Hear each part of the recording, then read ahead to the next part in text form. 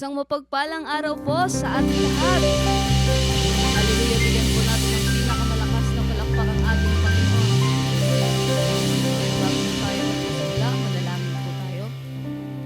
Panginoon, maraming salamat po na binigyan niyo kami ng pagkakataon, Panginoon, upang purihin at sambahin ang iyong pangalan. Panginoon, sa mga oras na ito, kami ay nagpapakumbaba, idinudulog namin ang aming mga buhay. Panginoon, patuloy ka, Panginoon, na kumilos at patuloy naming maranasan ang presensya mo sa mga oras na ito. Sa iyo ang lahat ng papuri at pasasalamat. Sa pangalan ni Jesus.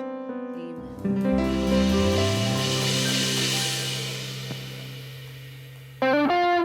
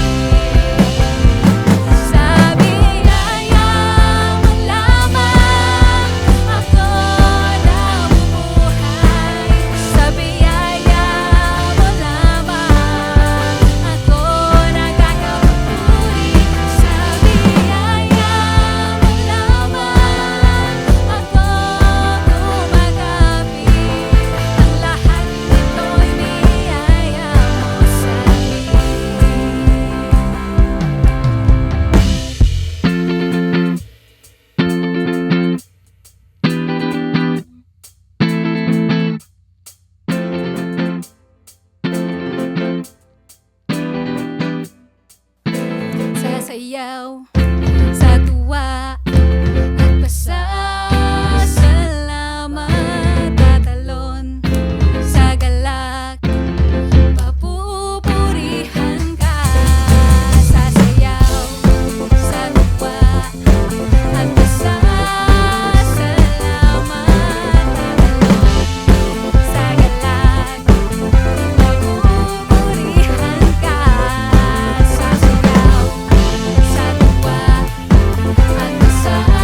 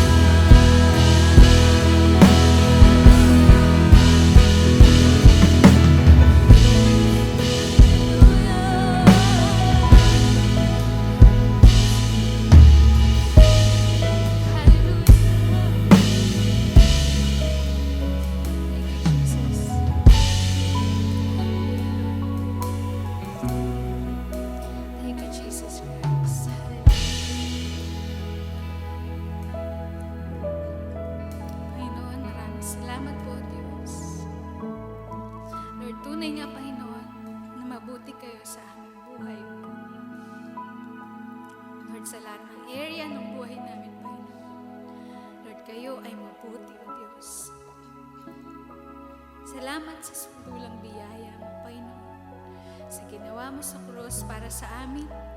At salamat, O Diyos, sa pangako mo, Panginoon, na Lord, kami ay victorious, O God, sa buhay na ito, Diyos.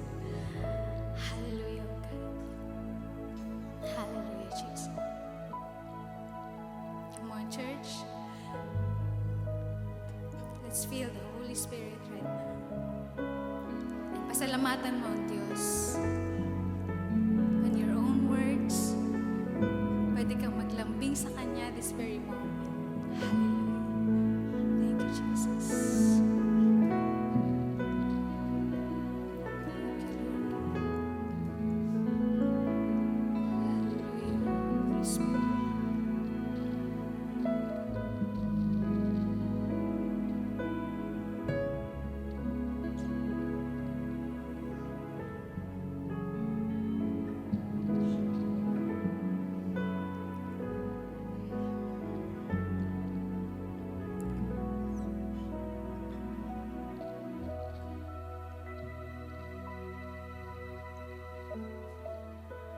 Panginoon, maraming salamat po sa mga oras na ito, Panginoon, na ipinaalala mo sa amin, Panginoon, kung gaano mo kami kamahal, Panginoon, kung gaano kakabuti sa aming mga buhay.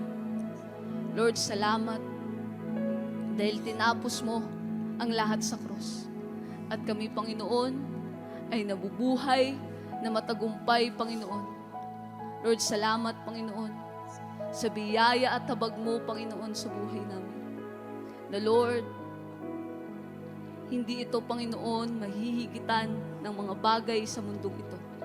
Salamat, Panginoon, sa presensya mo, Panginoon, na patuloy naming nararanasan at mararanasan pa, Panginoon. Hallelujah, Panginoon.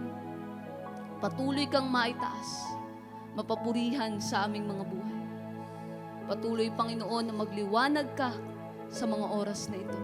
At Lord, muli mo, Panginoon, na punuin ang aming mga buhay ng iyong mga salita. Panginoon, patuloy ka na maghari sa mga oras na ito. Sa pangalan ni Jesus. Amen.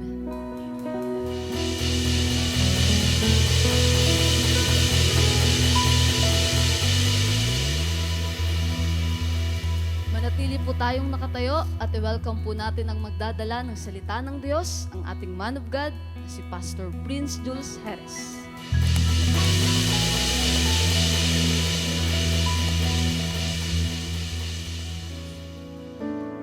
Hallelujah, purihin po ang Panginoon.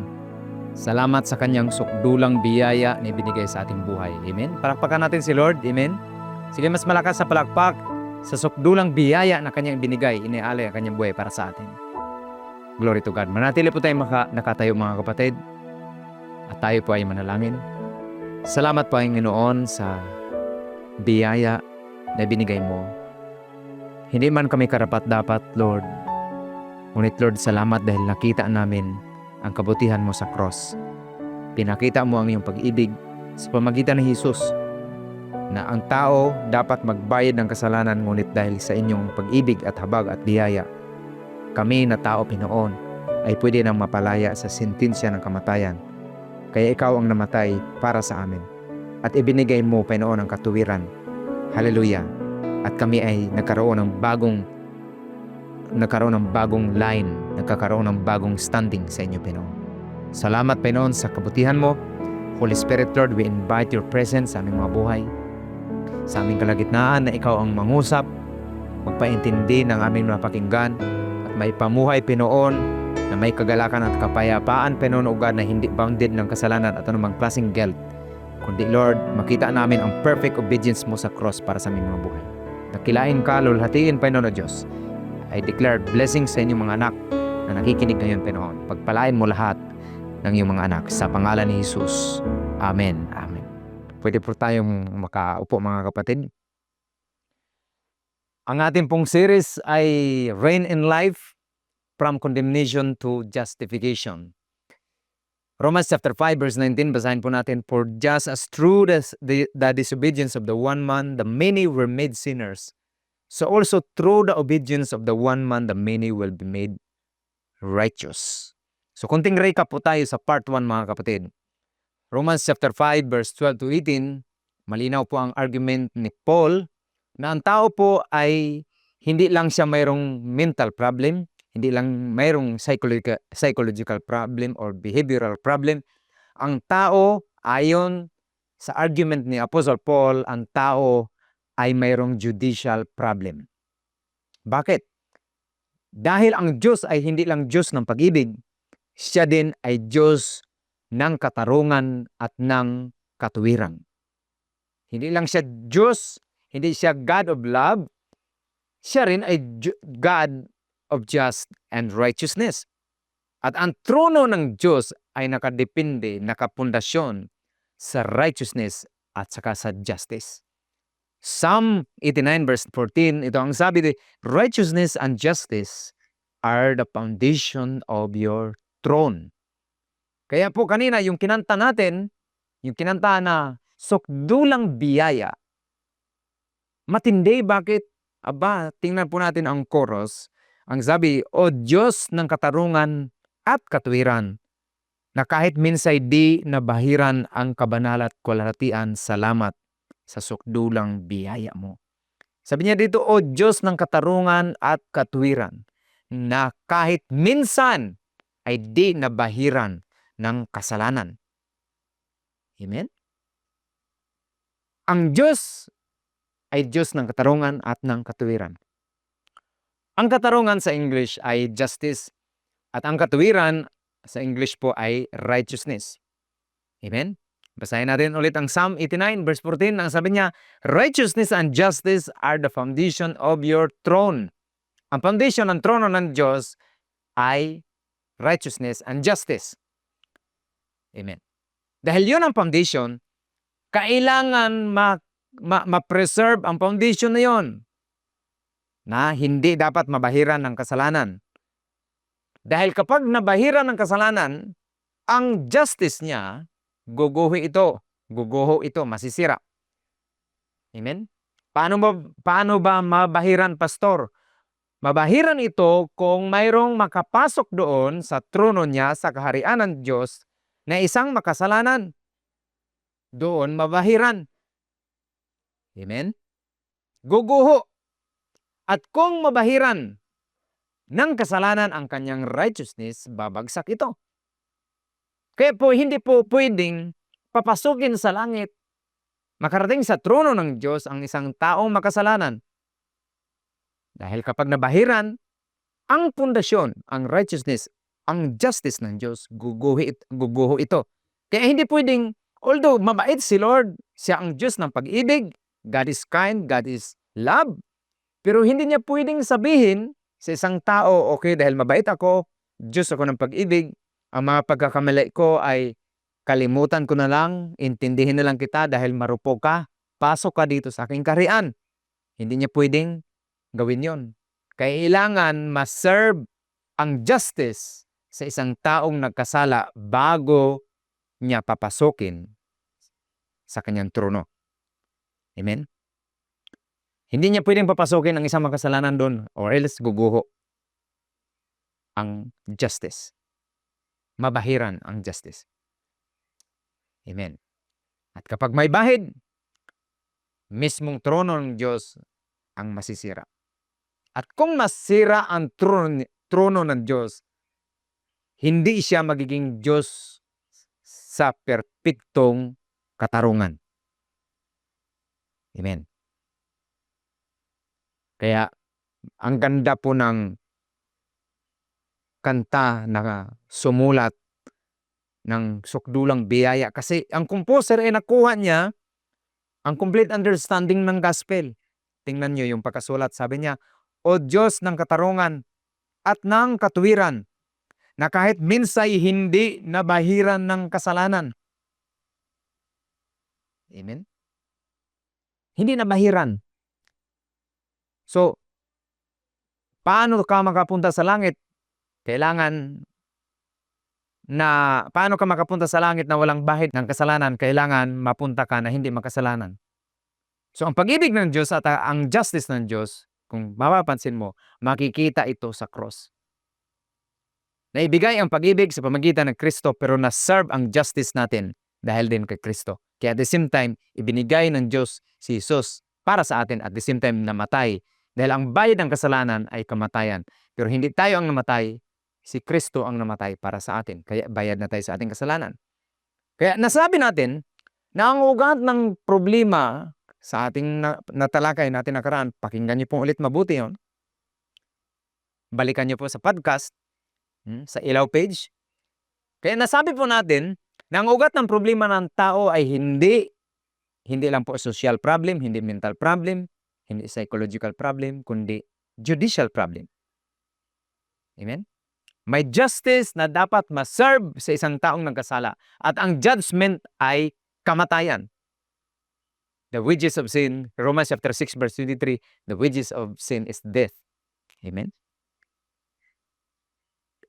Dahil siya ay God of just, mayroon nagdedemand ang Diyos ng justice sa isang taong makasalanan. Amen. Purihin po ang Panginoon. So, ang ugat ng problema ng tao ay judicial problem. Kailangan natin makita ang ugat at ma-deal ang ugat. Bakit? Kapag hindi mo nakita na yun ang root problem, yun ang root cause, magmamali-mali ka ng approach kung paano gamutin. Magkakaroon ng misdiagnosis ang tao. Kaya mayroong misdiagnosis ang man. Marami ang nagsasabi, nasaktan ako, kaya ako nagkaganito. Nasaktan ako, kaya ako ganito ngayon. Produkto ako ng sakit kahapon. Sinaktan ako ni ganito, kaya ako ganito. Or lumaki ako ng maling environment, kaya ganito ako. Meron ng iba nagsasabi, misdiagnosis ng tao, kulang ako sa disiplina nung bata pa, kaya ganito ako. Or nasobrahan sa disiplina. Or yung iba naman ay may nangyari sa aking buhay, kaya ang buhay ko ay epekto lang ito ng trauma. Pero mga kapatid, totoo naman po yun. May epekto ang mga bagay na yun sa buhay natin. Pero sa Biblia, hindi yun ang ugat. Kailangan natin ma-deal ang ugat. Na hindi ka lang biktima ng circumstance. Hindi ka biktima o produkto ng environment. May mas malalim pa po na dahilan. Hindi behavioral, hindi psychological, kundi ang problema natin, mayroon tayong legal problem. Amen? Legal problem. At dahil mayroon tayong legal problem, siyempre may kaso tayong haharapin sa korte. At ang judgment ng Panginoon, we are condemned. Nahatulan tayo, ang verdict natin, tayo ay condemned. Amen? At ang condemnation nagre-result ng kamatayan. At ayon sa Romans chapter 5, tayo ay nasa ilalim ng condemnation. Bakit tayo napailalim sa condemnation? Romans chapter 5 verse 16, basahin natin. Napailalim tayo sa condemnation because the result of one man's sin, the judgment followed one sin, brought condemnation. Amen? Ang tinutukoy ng one man's sin ay si Adan. Dahil si Adan ang covenant head ng humanity. Amen? Siya yung nagkasala. Nang siya ay bumagsak, bagsak na rin lahat ng nasa linya niya na mga kasama niyang tao. We are in Adam. Ibig sabihin, hindi ka lang nagkasala. Ikaw ay ipinanganak na makasalanan. Ipinanganak na may record na kasalanan. Amen? Bago ka gumawa ng kasalanan, makasalanan ka na. Dahil sa representative mo, si Adan. Amen? Psalm 51 verse 5, ako'y makasalanan at masama mula pa noong ako'y isinilang. Kahit noong ipinaglihi pa lang ako. Imagine mo, pinaglihi ka pa lang ng nanay natin, makasalanan na tayo. Meaning, makasalanan ka by representation. You are condemned by representation. You are judged. You are sinner by representation. Ulitin natin, Romans chapter 5 verse 12. Therefore, just as sin entered the world through one man. Paano nag-enter ang sin sa mundo? Through one man. And death through sin. And in this way, death came to all people because all sin. Amen. So lahat tayo ay produkto ng ating representative na si Adan. Amen. We are condemned. At ang condemnation na yon, ang bayad nun, kamatayan. Amen. So yung lahi ni Adan, papunta talaga yan sa kamatayan. At ang bayad nun, papunta ng impyerno. Hindi papunta ng langit. Hindi papunta sa kalulhatian ng Diyos. Hindi papunta sa trono ng Diyos. Kasi nga makasalanan siya. Hindi pwede doon yung taong nakasala. Or else guguho ang kanyang foundation, righteousness and justice. So anong ginawa ng Panginoon? Ipinadala niya si Jesus upang ma-serve ang justice through Jesus Christ, ma-release ang grace through Jesus Christ. Mapawi ang judgment ng isang tao kasi si Kristo na ang na-judge para sa tao. Kaya kapag sumampalataya ka kay Kristo, hindi ka na na-judge kasi na-judge ka na dahil kay Kristo. So yung justice na serve at ang righteousness na release para sa iyo. Amen. Kaya pwede ka nang pumunta ng langit dahil kay Kristo. Amen. Palakpakan natin si Lord. Hallelujah. Amen. Mas malakas na palakpak para sa ating Diyos. Amen. Glory to God. Amen. Pero napapansin niyo mga kapatid, may tanong. Mahalaga ang tanong na to. Kung si Adan ang tinuro na dahilan ng pagpasok ng kasalanan sa sanlibutan na nagdudulot ng kamatayan, ano ang role ni Satanas? May role ba si Satanas? Sa Book of Genesis chapter 3, si Satanas na nag-anyong ahas ang naghasik ng kasinungalingan. Naghasik ng pagdududa doon sa salita ng Diyos. Amen?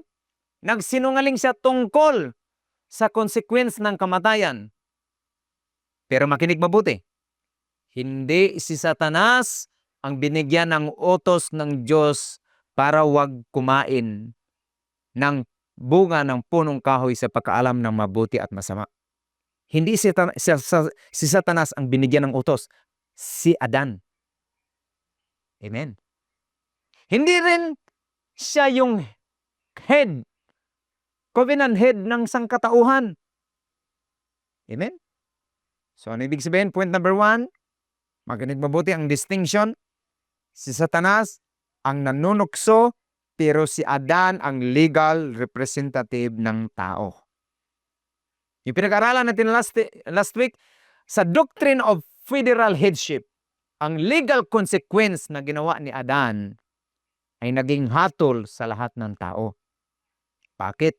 Siya ang representative natin. Amen. Ulitin ko, si Satanas ang manunukso, pero si Adan ang legal representative. Si Adan ang binigyan ng utos ng Diyos at siya ang head ng human race. Siya ang legal representative ng lahat. Kaya anong nagkasala si Adan, hindi lang siya bumagsak. Buong lahi ng sangkatauhan bagsak kasi siya ang head. Amen? Amen. Now, tingnan natin mabuti. I-highlight ko ang distinction. Si Satanas ang tempter, pero si Adan ang responsible head. Amen. So, ang role ni Satanas, number 2, si Satanas ang nag-udyok, pero si Adan ang pumili. Ulitin ko. Si Satanas ang nag-udyok, pero si Adan ang pumili. Hindi siya pinilit ni Satanas. Hindi siya sinaniban ni Satanas para gumawa ng masama. Hindi siya kinontrol. Hindi siya hinipnotize para mawala ng isip para gawin ang masama. Amen? Tinukso siya? Yes. Nilinlang siya? Opo. Pero hindi siya puwersa na gawin ang tukso at panlilinlang. Amen? Anong ibig ko sabihin? Si Adan ang kusang pumili na suwayin ang utos ng Diyos. I-highlight mo to kapatid. Si Adan ang kusang pumili na sumuway sa utos ng Diyos. Kasi may malinaw naman siyang utos mula sa Diyos. May na-receive siyang malinaw na utos na babala tungkol sa kamatayan. Kapag kinain mo ang bunga nito, mamamatay ka. Malinaw yun. At may malinaw din na kaalaman kaalaman tungkol sa katotohanan. Pero anong ginawa niya? Pinili niya na suwayin. Amen. Pinili niya. Ang tawag doon, rebellion. Pinili niya na suwayin ang utos ng Diyos. Amen. Kaya ang kasalanan ay hindi lang to yung deception issue. Hindi lang to yung, may nanloko at naloko ako. Ang kasalanan ay rebellion issue. Amen. At dahil siya ang ating head, nagre-represent ng sangkatauhan, since nagrebelde si Adan, lahat tayo ay naging rebelde sa harapan ng Diyos. Bakit? Dahil tayo ay in Adam na line. Doon tayo sa line ni Adan. Amen. Tayo ay in Adam na line. That's why ang kanyang rebellion ay naging rebellion din natin. Amen. Hindi nga tayo gumawa ng kasalanan. Pero dahil sa kanya, tayo ay naging makasalanan. Amen. At ipinanganak tayong kabilang sa mga rebel race, mga rebelde sa harapan ng Panginoon. Amen. Kaya nga ang sabi ng Biblia, tayo ay anak ng galit ng Diyos. Ephesians chapter 2 verse 3, and we're by nature children of wrath just as the others. Ano ibig sabihin ng children of wrath? Ibig sabihin niyan, tayo ay nasa ilalim ng makatarungang galit ng Diyos dahil sa kasalanan. Amen. Kaya hindi lang po yung na-deceive ako. Hindi yun ang issue. Ang issue, nag-rebel si Adan at tayo ay kabahagi ng kanyang rebellion. So hindi ito yung nag-error yung ating isip na tulala si Adan, no? Kusa pinili na talikuran, may puso na tumalikod talaga sa Diyos. Amen. Amen. Puri po ang Panginoon. Amen. So hindi lang tayo yung parang nagiging biktima tayo ng panlilinlang ni Satanas. Yes, nanlinlang si Satanas. Pero ito ay pagiging rebelde laban sa nag-create sa tao. May nanglinlang, pero ang desisyon na magpalinlang tao. Amen? Amen. Kaya mayroon pong rebellion. At may consequence ang rebellion. Kaya ang tao na-judge. Children of wrath. Tayo ay hiwalay kay Kristo. Tayo ay hiwalay sa Diyos. Papunta talaga tayo sa death. Papunta tayo sa impyerno. Yun ang ating destiny. Dahil tayo nakalinya kay Adan, ang ating destiny, impyerno. Ang ating destiny, kamatayan, kaguluhan, kahirapan. Lahat na nandoon na, naghari. Death reign through that one man. Amen. Pero sa biyaya ng Panginoon, dahil rebellion ang problema, at hindi na po mabago, hindi na po mabago ang line na yon, ang legal standing ng tao na siya ay makasalanan. Parating sa kanya ang galit ng Diyos, ang judgment ng Diyos. Kasi kung hindi iserve ng Diyos ang kanyang justice, hindi siya Diyos. Kailangan ang pagiging Diyos ay magiging Diyos kapag na-serve niya ang justice, na ang bayad ng rebellion, ang bayad ng sin, ang bayad ng disobedience ni Adan ay kamatayan. At hindi lang si Adan, lahat tayo. Amen. Na kabahagi ng sangkatauhan. Lahat ng human race ay fall. Bagsak papunta sa kamatayan. Amen? At ang bad news nito, kapatid, yung line na yan ni Adan, walang tao dyan na pwedeng mag-reverse para maayos ang line na yan. Hindi pwedeng balikan ang kahapon at ayusin ang sinira ni Adan na line. Kaya walang tao ang makapag-reverse para maayos ang line na yan. So anong ginawa ng Panginoon? Diyos ng pag-ibig, Diyos ng katarungan, Diyos ng katwiran, ibinigay niya ang pag-ibig sa cross, ibinigay niya ang righteousness sa cross, at sinerve ang justice sa cross through Jesus Christ. Kaya dahil kay Kristo, mabago ang line na yun. Amen. Dahil ang line ng tao, nung una, kay Adan lang, in Adam. Pero ngayon, pwede tayong magbago ng line. In Christ. Magkaiba ang line na yan. Amen. Kung dati ang ating standing ay guilty, condemned, ngayon, mababago to. Through redemption. Kailangan sagipin ang humanity. Paano? Wala naman tao na pwedeng mag-erase ng kasalanan at magbago ng line of Adam. Imposible yon. Pero alam niyo ba, sabi ng Panginoon, sa Luke chapter 1, sabi niya, with God, nothing is impossible. Sa Diyos, walang imposible. Bakit? Ang Diyos, pwedeng maging tao. Ang tao, hindi pwedeng maging Diyos. Pero ang Diyos, pwedeng maging tao sa pamagitan ni Kristo. Bakit kailangan maging tao? Kasi ang unang Adan ay tao. Kaya dapat ang mag-save din tao, hindi espiritu. Amen. Amen.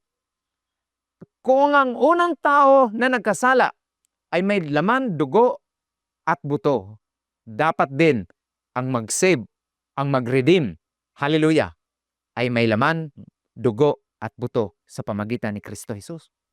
Amen. That's why ipinadala ng Diyos si Jesus para i-redeem, para alisin, para tubusin ang tao mula sa line ni Adam, mailipat doon sa line ni Christ. Amen. Amen. Kaya walang tao na pwedeng magbago, magpakabuti para maligtas. No. Walang makapag-change ng verdict na yon, ng line na yon. Ang makapag-change lang yan. Walang iba. Si Kristo na naging tao. Diyos, ngunit nagkatawan tao para sa atin. Kaya may redemption.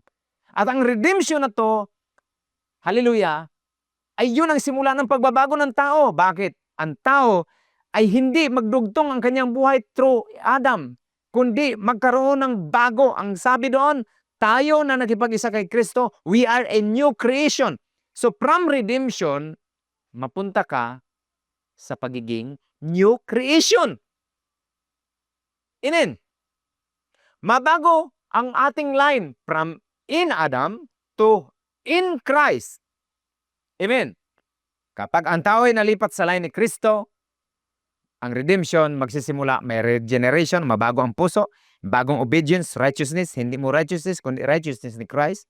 Bagong representative, dati si Adan, ngayon si Kristo na. At bagong legal standing from condemned to forgiven. Hallelujah, palakpakan natin sa Lord. Hallelujah, amen. Amen. So from Adam, in Adam, to in Christ. Amen.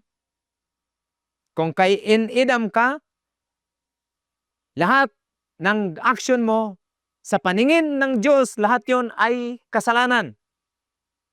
Lahat yon ay sin. Ay pastor, ang tao naman mabuti.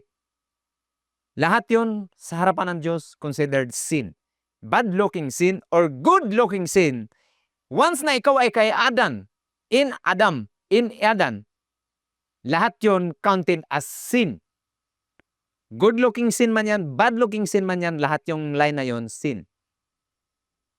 Amen. Kaya kailangan ma-redeem, kailangan may mabago. Paano? Maging line ka, ma-transfer ka sa line ni Kristo. Amen. 1 Corinthians chapter 15, verse 45 to 49. So it is written, the first man, Adam, became a living being. The last Adam, Sino yan? Si Christ, the last Adam, a life-giving spirit. And then, pinakita niya dito yung pagkakaiba sa verse 46. The spiritual did not come first, but the natural, and after that, spiritual. So, ang tao talaga nagsisimula sa natural bago maging spiritual. Born sinner bago maging righteous. Verse 47. The first man was of dust of the earth. Dala-dala niya ang katawang lupa. The second man, the second Adam, si Kristo, is of heaven. Verse 48. As was the earthly man, so those who are of the earth. And as is the heavenly man, so also are those who are of heaven. And just as we have born of image of earthly man, so shall we bear the image of the heavenly man. So si Kristo ang tinatawag na last Adam. Bakit po siya ang tinatawag na last Adam? Dahil kung ang unang Adan ang nagre-represent ng fallen nature, nagre-represent ng sin, ang last Adam siya ang bagong covenant ng bagong line ng isang katauhan. Linya by linya yan. Amen? Kung ang unang Adan nag-disobey, bumagsak sa Garden of Eden, sinuway ang utos ng Diyos, nagdala ng condemnation, nagdala ng kaguluhan, nagdala ng bad standing sa tao, na ang tao ay condemn. Ang second Adam, si Kristo, ang ikalawang Adan, ay nagtagumpay sa tukso, perfectly nag-obey sa cross, amen? Hindi sumuway, at nagdala, hindi ng kamatayan, kundi justification, pinawalang sala ang makasalanan, at nagbigay ng buhay, eternal life. Hallelujah, amen! Kaya nga sa John 3:16, ang sabi doon, for God so loved the world, that He gave His only Son, that whosoever believes on Him shall not perish but have eternal life. Alam niyo po yung eternal life? Sa Greek word yan ay zoe. Z-O-E. Zoe. Ano ibig sabihin nun? Eternal. Kasi may dalawang life. Yung life, yung natural, yung unang life na na-receive natin galing na tayo ipinanganak sa flesh. Ang tawag dyan sa Greek ay bios. Kaya dyan na nakuha ang bios or bios, biology, study of life. Pero yung life na yun, temporal. Pero alam niyo po, ang gift ng ating Panginoon ay Zoe life, eternal life. Amen. Kung ang hatid ng unang Adan ay kamatayan, papuntang impyerno. Pero yung pangalawang Adan sa ating Panginoong Hesus, sa linya niya, ay may buhay na walang hanggan. Amen. Ang mga tao ngayon, kung ano-ano ang kinakain na pampatagal, pampahaba ng buhay, pero ito ang bad news, lahat mamamatay. Pero kapag ikaw ay kay Kristo, sa linya na yon, mamatay man ang pangkatawan mong lupa, pero sabi ng Bible, yung buhay na walang hanggan mananatili sa iyo at ikaw ay papunta ng langit. Amen. Hallelujah. Purihin po ang Panginoon. Amen. So, inayos ng second Adan ang sinira, hallelujah, ang hatid ng kasiraan ng unang Adan. Ang unang Adan nagbigay sa atin sa standing na tayo ay condemn, pero inayos ng second Adam through Jesus Christ ang ating legal problem. Paano? Inabsorb niya ang ating kasalanan sa cross. At ang bayad ng kasalanan, kamatayan, kaya si Kristo ang namatay sa cross. Amen. Ano ibig sabihin nito? Hindi ka na mamatay ulit ng second death. Hindi ka na maimpyerno, ibig sabihin. Dahil may namatay na sa'yo. Sino? Ang bago mong representative. Sino? Si Kristo, the last Adam. Amen. Kung may unang Adan, may last Adam. Hindi sinabing last, second or third. Bakit? Wala nang ibang magre-represent sa atin para tayo ay mapunta sa langit. Wala na. Kaya tawag doon last. Hindi na may pangalawa, pangatlo. Ang tawag last Adam. Bakit? Dahil siya na po ang huli. Amen. Wala nang ibang mag-redeem, wala nang ibang magbigay ng magpatawad, wala nang ibang kung sino pa ang lilitaw diyan na Savior, wala na. Last Adam na, si Kristo na. Hallelujah. Amen. Amen. Kaya huwag kayo maniwala na, oy, dito si ganito, pag pumunta kayo, kayo daw ay mapatawad. Ganitong relihiyon, ganitong simbahan, ganitong personalidad. Kasi nangalingan yun. Si Kristo na ang last Adam. Sabihin mo nga, last Adam. Ibig sabihin, wala nang iba. Amen. At dahil sa Kanya, pinalitan ang ating standing from being condemned to justified, to no non-condemnation. Amen. Ibig sabihin, dati may hatol ka, inalis niya. Kaya nga sabi niya, there's no condemnation to those who are in Christ Jesus. Kapag ikaw ay kay Kristo, yung hatol, yung verdict, yung hatol ng death sa buhay mo, inalis niya yun.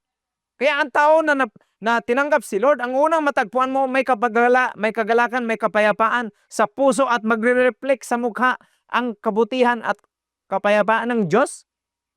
Amen. Nagkagulo na sa Iraq, nagkagulo na kung saan-saan sa Iran. Pero ang mga mananampalataya, secured ang kanyang future. Amen. Amen. Dahil hindi naman kamatayan yung matamaan ka ng missile. Ang pinakamalala na klaseng kamatayan, ang pinakamalalang kamatayan, yung bunga ng disobedience ni Adan na magkukost mapunta ang tao sa impyerno. Nakailag ka nga sa bala, pero mailagan mo ba ang impyerno? Iba kasi ilag ng ilag sa kung anong klaseng trahedya sa mundong ito. Pero hindi pinaghandaan, hindi mailag-ilagan yung paparating na kapahamakan. Bakit? Wala silang matino na relasyon sa ating Panginoong Hesus. Amen. So, sa unang Adan, guilty ka. Kahit hindi mo ginawa ang kasalanan, nagiging makasalanan ka dahil siya ang gumawa para sa'yo. Sa ikalawang Adan, si Kristo, ay nagiging matuwid ka, nagiging righteous ka dahil siya ang gumawa ng katuwiran para sa'yo. Nung ikaw ay sumampalataya sa katuwiran, sa ginawa niya, ikaw ay nagiging matuwid kahit hindi ka pa gumawa ng matuwid. You are made righteous. Amen. Amen. At ang kanyang pagkabagsak sa unang Adan, at kung dahil ang pagbagsak mo, pagbagsak na isang tao ay dumaan sa isang representative, ang redemption, ang justification, ang restoration ay dumaan din sa isang representative. Sino? Si Kristo. Amen. Kaya ang bawat tao dito sa mundo may nagre-represent si Adan o si Christ. 1 Corinthians chapter 15, 45 to 49, basahin natin sa Tagalog. Sinasabi sa kasulatan, ang unang tao na si Adan ay binigyan ng buhay, ngunit ang huling Adan na si Kristo ay espiritong nagbigay buhay.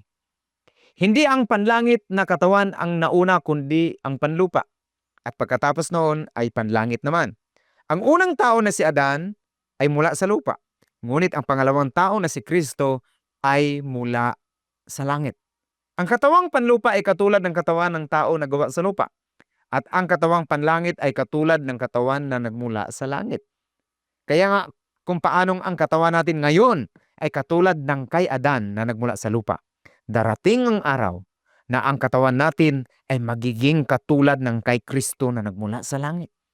Amen. Palakpakan natin, purihin natin ang ating Panginoon. Hallelujah. Amen. Oh, glory to God. Amen. So yung katawan po natin, mapalitan yan ng katawang panlangit. Kasi ang tinanggap mo ay katawang panlangit kay Kristo. Amen. Paganda ka ng paganda dito. Kung wala ka kay Kristo, mabubulok yan, mapunta pa ng impyerno. At sa Romans chapter 5, binanggit ni Pablo, balik tayo. Napansin nyo doon sa Romans chapter 5, hindi binanggit ni Pablo si Satanas dahil ang focus ni Apostle Paul ay federal headship sa pamagitan ni Adan at sa pamagitan ni Kristo. Sa pamagitan ni Adan, nagdudulot ng condemnation. Sa pamagitan ni Kristo, naghatid ng justification. Amen? So, si Jesus Christ ang second Adam. Kaya dito po pumasok. Siya ay ibinigay ng Ama. Diyos siya.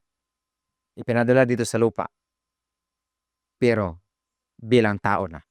Para ano? Para i-reverse ang unang ginawa ng kasiraan ng unang tao na nagre-represent sa buong katauhan.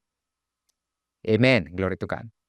Amen. Kaya balik tayo sa ating pinag-usapan. Ano ang role ni Satanas? Number 3.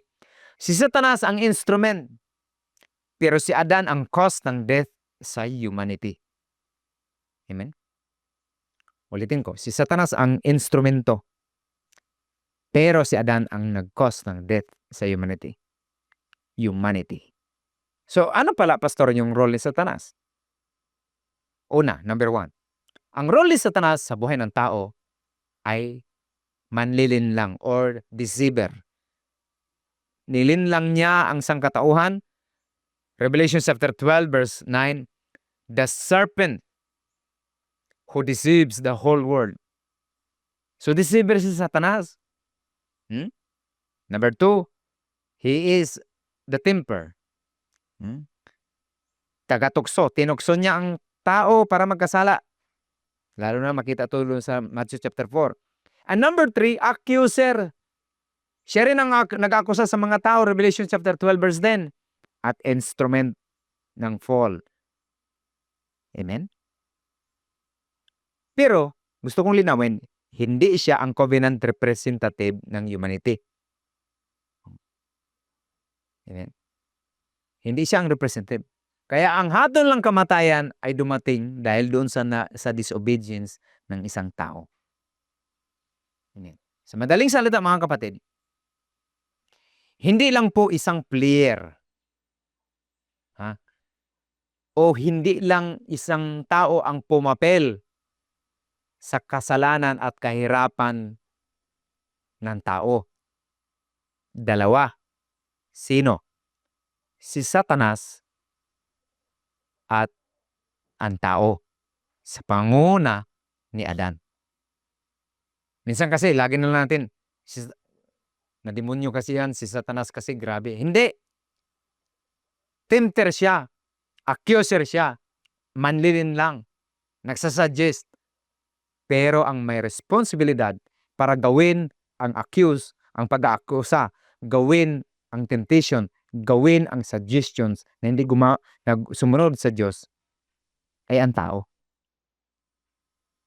Amen? Si Satanas ang instrumento. Ginagamit niya ang mga pagsubok para lokohin ang tao. Pero ang tao ang may legal cause. Dahil ang tao ay may pananagutan sa kanyang desisyon. Amen. Amen. Kaya yung tao nagkasala, sinisisi si Satanas kaagad. Hindi lang si Satanas, minsan ikaw din. Amen.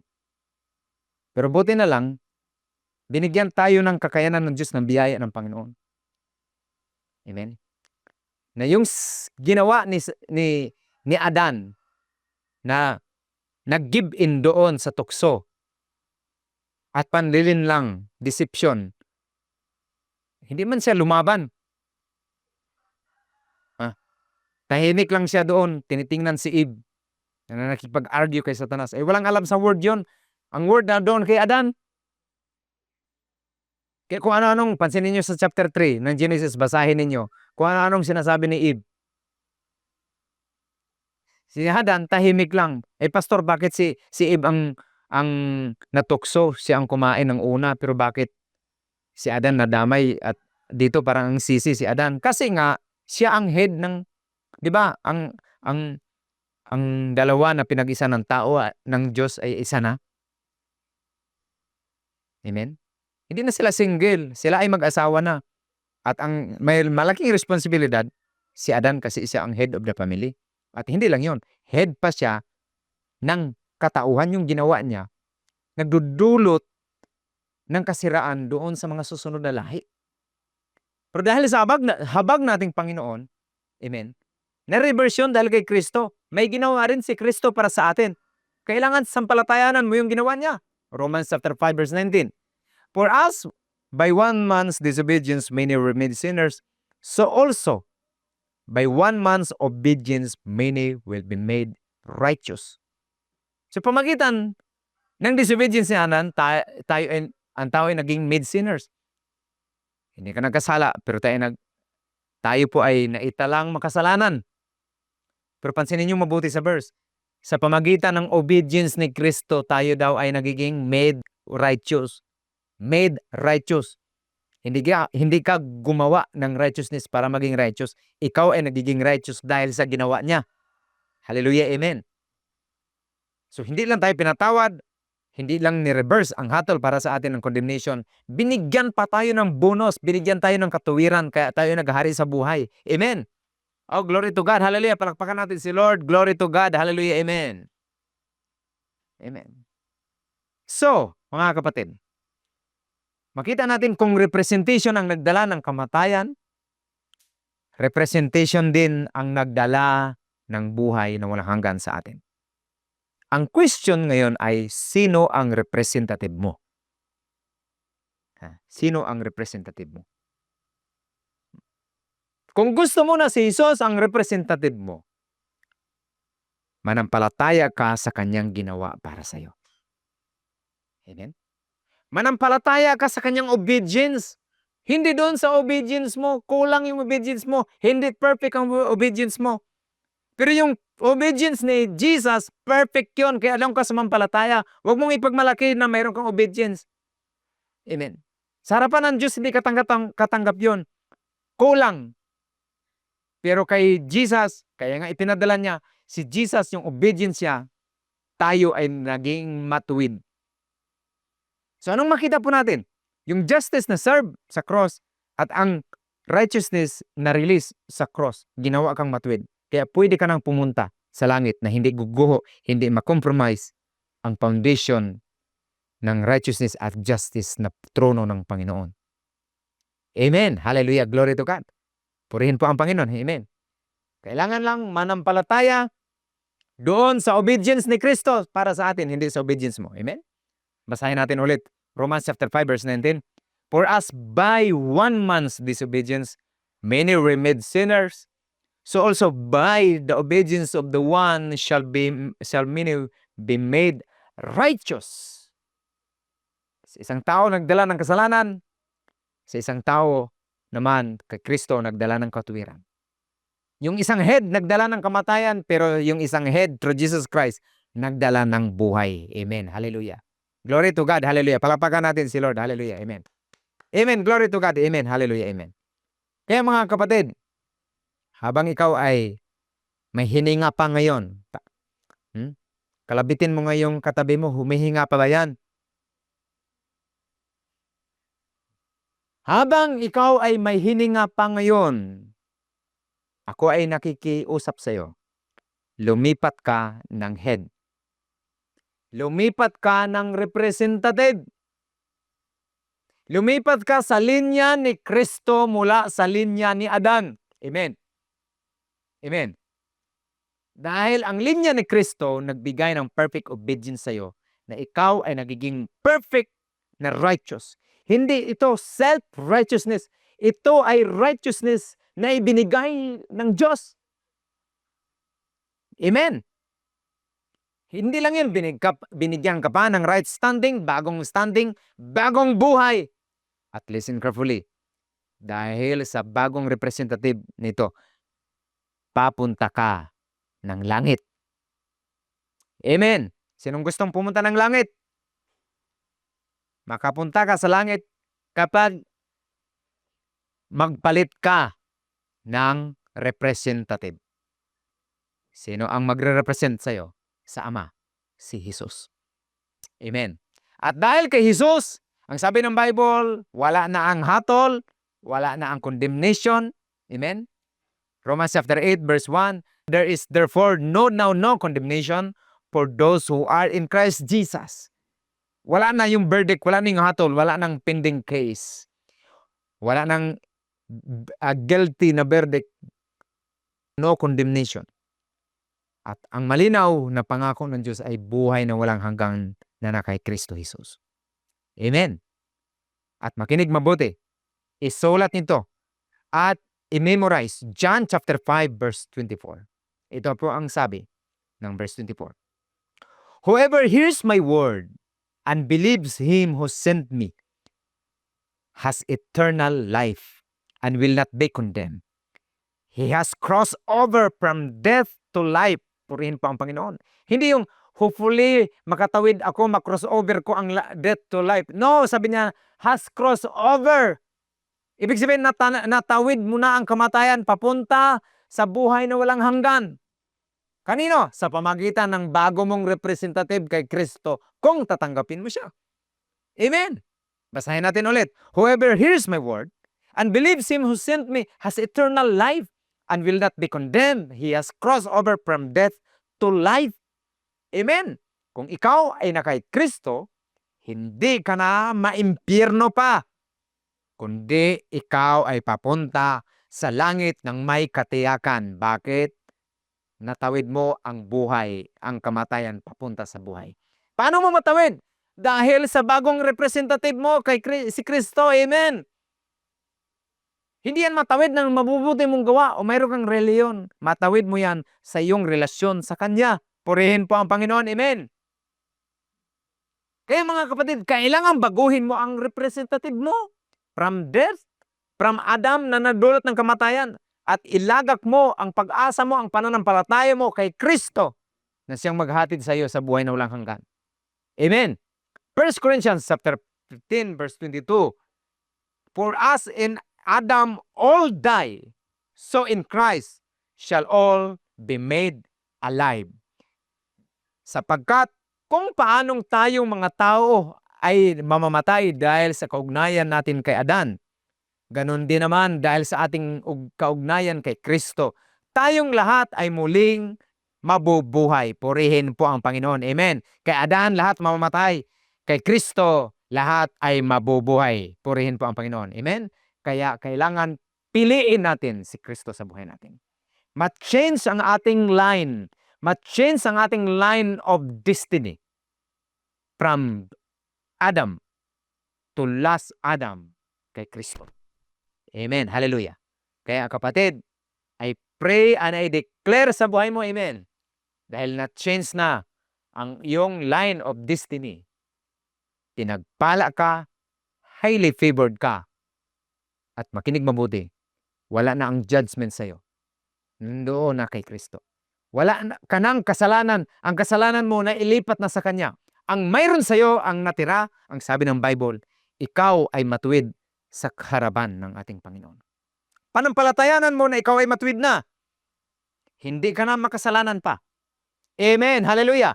Dahil ang obedience na yon ay hindi nagmula sa iyo. Nagmula sa perfect obedience ni Kristo sa iyo. Nung ikaw ay sumampalataya, tinanggal ang sumpa at pinagpala ka ng katuwiran ng Panginoon. Amen.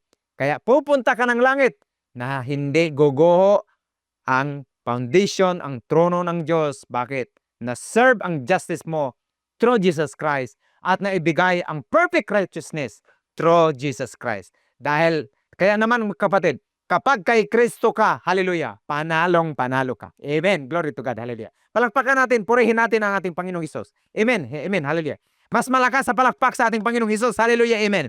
Glory to God. Hallelujah. Amen. Glory to God. Amen. Purihin po ang Panginoon. Hallelujah. Basahin natin ulit ng malakas. Sa 1 Corinthians chapter 15 verse 22. For us in Adam all die, so in Christ shall all be made alive. Amen. Purihin po ang Panginoon. Hallelujah. Tayo pa ay manalangin mga kapatid. Salamat po o Diyos dahil sa sukdulang biyaya na ibinigay mo sa amin.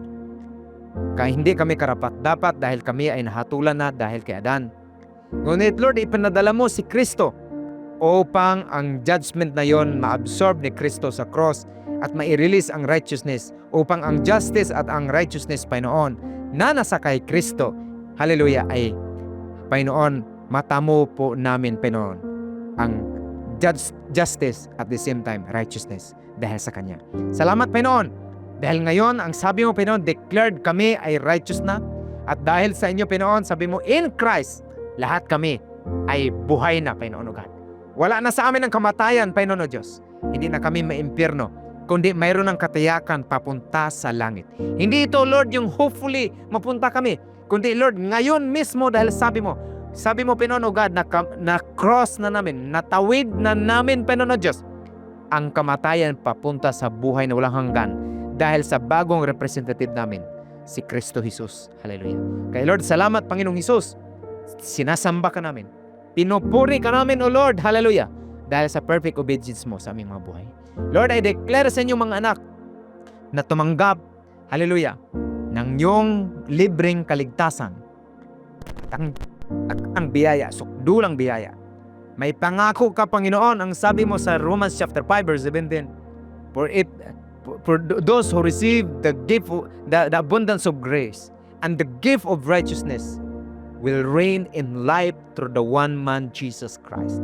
Lord, I declare maghahari inyong mga anak, Panginoon God, na hindi talunan sa area ng emosyon, kundi lahat, Panginoon, ng area ng kanilang buhay, magre-reign, maghahari, may pabor in the mighty name of Jesus Christ. Salamat po, Panginoon, sa iyong kabutihan sa buhay po namin. Sa inyo po lahat ng papuri, ang lahat ay magsabing, Amen. Amen. Hallelujah. Purihin po ang Panginoon. Amen. God bless you po mga kapatid. Shalom.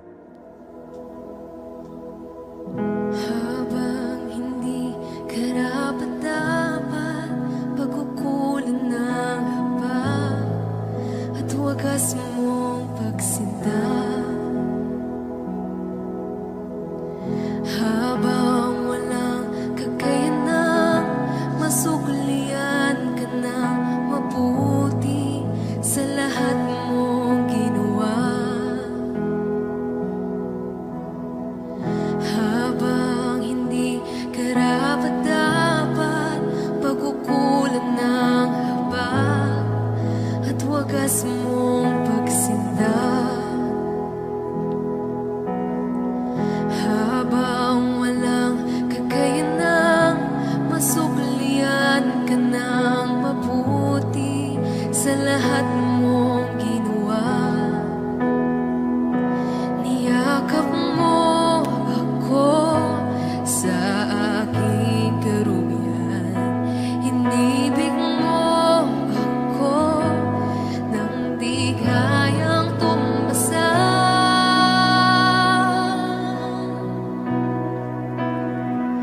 O Diyos ng katarungan at katuwiran, na kahit minsa'y di napahiran ang kabanalan, kaluwalhatian. Salamat sa sukdulang biyaya mo.